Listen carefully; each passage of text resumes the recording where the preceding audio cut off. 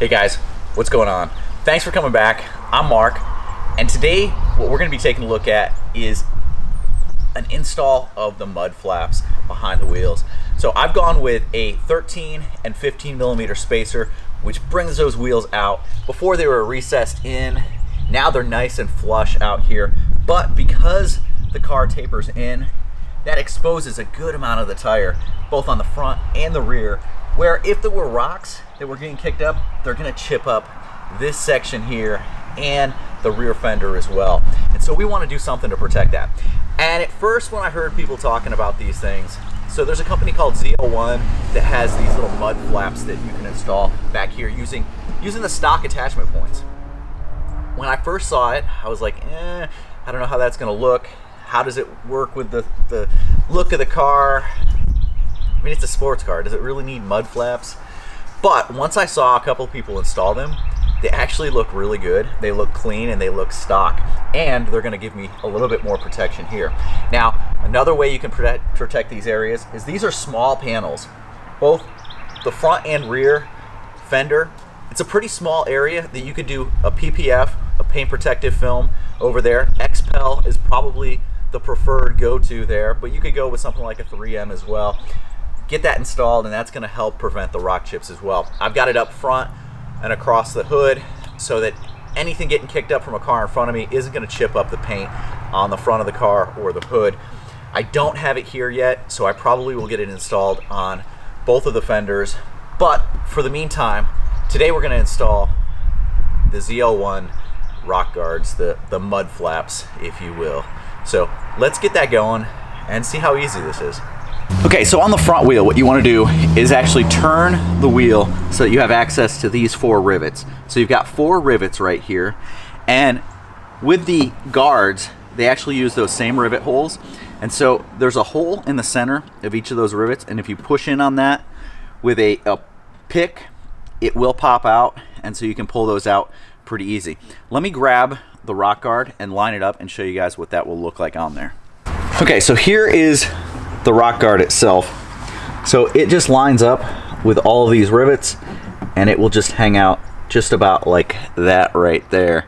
So it just adds a little bit of protection down here at the bottom, specifically where the car curves in. This will stick out flat and protect it.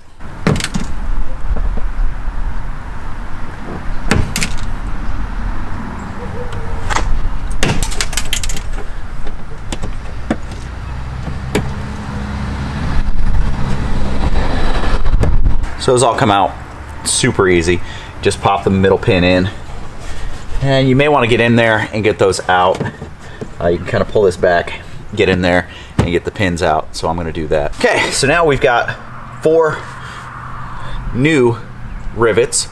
And you've got the pin right there that'll have to be pushed in. So just start with the top, line it up, push it in. Then you can work your way down installing these.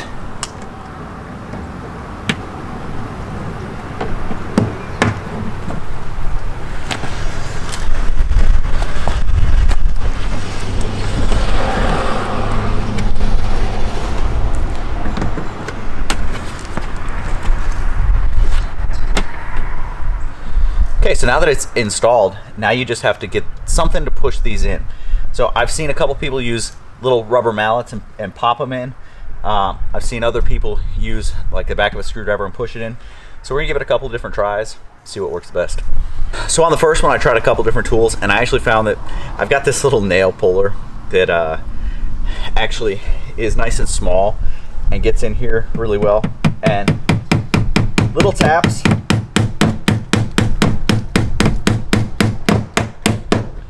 until it goes in seems to work pretty well. So you get it lined up, make sure it's there.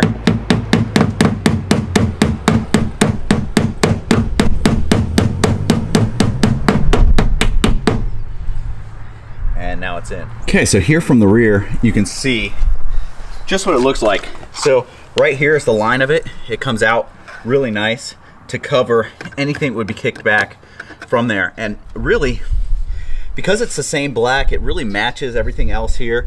I've got a nice blue and black theme going on, it actually blends in and matches pretty well. Okay, now on the rear, it's a little bit more difficult. There are 3 bolts. There's one here, and one down here. So you have to get those out. Now, it might be easier to actually jack it up and remove the wheel. I'm gonna try and do it without doing that. Now, if I do have to remove the wheels, what I'm gonna do is, I've got a nice graphene coat on the outside, but I don't have it on the inside. So if I pull this off, I'm gonna go ahead and actually pull all 4 wheels off and completely detail the wheel and the brakes and make sure that I get a nice graphene coat on all of that, let it cure, buff it off, and then it's gonna look really good and it's gonna be easier to clean as I go forward. So first I'm gonna try and get to this. I've got to install some spacers once I get those bolts off and put the new ones in. I'm not sure how it's all gonna go together because there's not a ton of room in there. So let's see.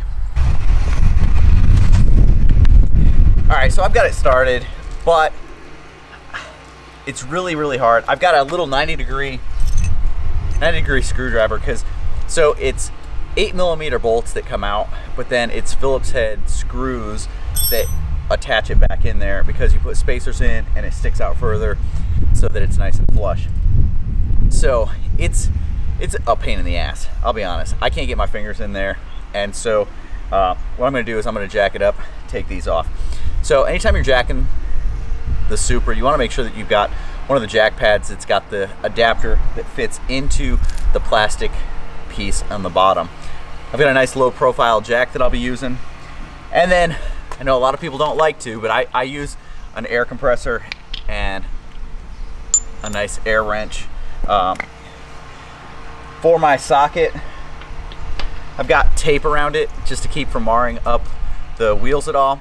And then I use a 100 foot-pound torque stick. So this goes on here, goes on, and then it won't over torque it. 100 foot-pounds is what these require, and so that's why I've got this set up, and it works well. So that's what I'm gonna do. I'm gonna get this thing jacked up, and then we'll do this.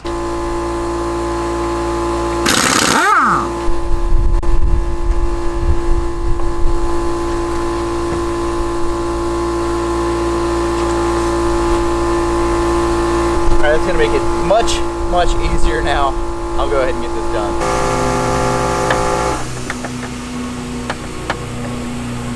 Another cool piece I've gotten from Berger is this guide pin. And so you just screw it in one of the holes. Now I've got my spacer on here. I like to go in the top, put it in there, and now I can guide the wheel on using that. Put the other 4 bolts in, unscrew this, put the 5th bolt in, and we're ready to go.